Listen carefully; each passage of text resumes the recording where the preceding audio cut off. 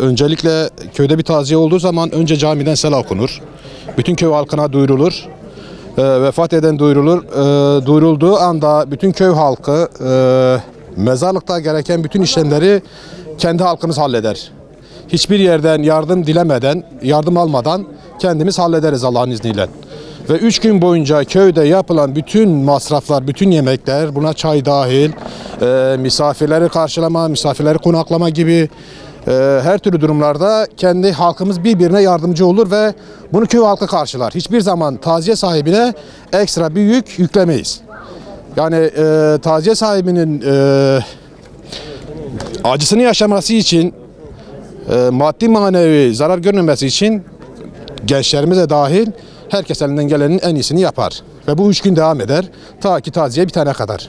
Bizim köyde köylü olarak kişi ayırt etmeksizin zaten geneli hep bir arada yıllardan beridir bir arada yaşayan halk, akrabalık bağları da var. Taziyemizin 1. gününden son gününe kadar bütün taziye sahibinin bütün masraflarını biz köy olarak kendimiz karşılarız.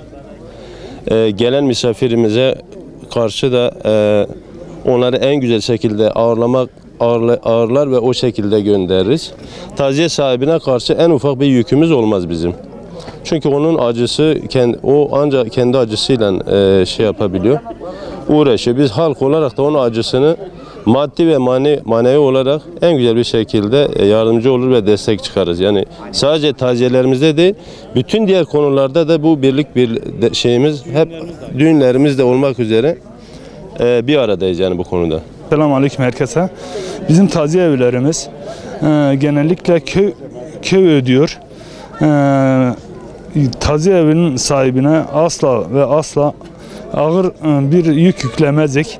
Her köyde ne düşüyorsa onu karşılıyoruz.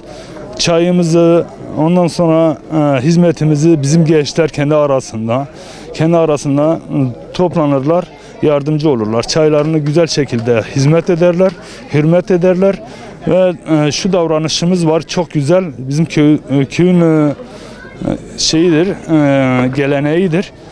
Köylüler kendi halinle 3 gün boyunca mevlüt okunana kadar yemeği kendi kesesinde yaparlar. Bağlılık var. Bizim büyüklerimizde gördük. Hürmet hepimize ait, gençlerimize ait, çoluk çocuğumuza ait. Bu geleneği devam etmek için elimizde geleni yapıyoruz. Taziye buysa ama onu uskin Apollo'da seriyo masrafı kendi günde beka gibi birlik beraberlik tamamen ve misafir hatınsa ama ki ağırlamışken seriyo kudi taziye karşı ne var ve hemen cenaze gömmüşken mivane ko istediği gibi gençler çay maya beden ve de non money kendiye beken yani pahavrana kas dedik kudiye ne kas sıkıntı tane yani aynı şimdi gene amgiye beraberin